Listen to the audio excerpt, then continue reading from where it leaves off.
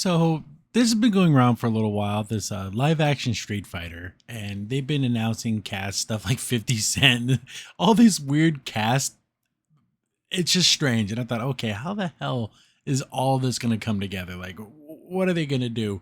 So they have this little teaser trailer dropped a couple days ago, showing basically just kind of showing off the characters and the costumes, and they're they are so video game accurate that it actually looks horrible, but like in a campy, fun kind of way, which is good and bad. It is bad because general audiences aren't gonna go watch this movie. No person who's like into like action movies is like, oh, let me check out the Street Fighter movie because it looks goofy. But people who know Street Fighter are like, oh yeah, cool. They embrace the goofiness because the story of Street Fighter, like early on, it was always a little bit goofy, but it was like it took itself a little bit seriously. Think of the anime movie that came out in the 90s. It's goofy, but it's cool. Like it was gritty and it was cool. Then as Street Fighter kept going on, it just kept getting goofier and goofier to the point to where it's embarrassingly goofy. It's if the story in Street Fighter, I haven't played the newest one, but in like Street Fighter 5, some of the storylines were so like insanely silly that I just had to put the controller down and just like rub my temples like you can't be serious. This is actually happening. But yeah, that they do the most off the wall Saturday morning cartoon silliness. Then there's like things with Bison making clones of because Cammy, the spoiler, Cammy is a clone of Bison, which is super weird, but it was like he wanted like a sexy girl version of himself. Super weird stuff, but then they do things like I think it was Birdie, one of the bigger guys was like a bad guy, but they wouldn't give him enough food, so he defected from Shadowloo, and that's literally the reason why he left because he wouldn't feed him enough. See how these two storylines shouldn't exist in the same world, but Street Fighter, that's what they do. And the movie, this I bring this all up because how incredibly silly all this looks, and I think they're going to embrace the absolute silliness of Street Fighter, which I think is bold. It is very uh to reject the general audience, which is a lot of times they will embrace the general audience because they want box office money.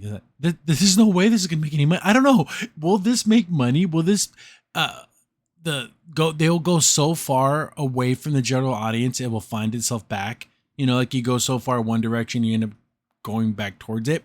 Will this be the strategy, or are they just saying we want to make a fun movie that's going to be goofy and strange, it's going to have cool fight scenes, and the story be damned because Street Fighter's crazy?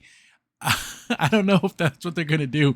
And it's like a wild mixture of characters because they got alpha characters in here but they don't have other characters. So they have Dan, but they don't have Sakura. So it's like, how can you have Dan and not Sakura? Because you're supposed to have Blanca, Dan, and Sakura are supposed to be like a trio of idiots. And I always loved that group of stupidity that they would always hang out. But then I don't know. I feel so conflicted because I love the way it looks and I also find it hideous at the same time. Cammy looks amazing. But I don't know. I feel like I'm going crazy because it's so weird. I will have to see this movie. I will be compelled against my own will to see this movie because I know it's going to be crazy. I know it's going to be so stupid. But just like how the Street Fighter movie, the one in the 90s with Jean-Claude Van Damme and Rob Julia, who played the greatest M. Bison of all time, he played it so seriously. It was amazing. It's so funny because that tried to sell itself as it's like, oh, this action movie trying to make a real story out of it. I don't know if they're going to even try to make a real story out of this. It's so crazy. I don't know. But here's a side note. Dan Schultz is playing Dan, and he's a comedian. He's one of those very polarizing comedians, but he just says whatever the hell he wants to say. I think he's hilarious. And I understand that he's a comedian telling jokes, and some jokes may offend you. Then guess what? Just don't like those jokes. So people have been going nuts over on X saying, oh, did I cancel this movie? You guys are idiots. Know what the real reason is he says crazy things, but he also challenges liberal mindsets and he challenges democratic views. That's why they hate him.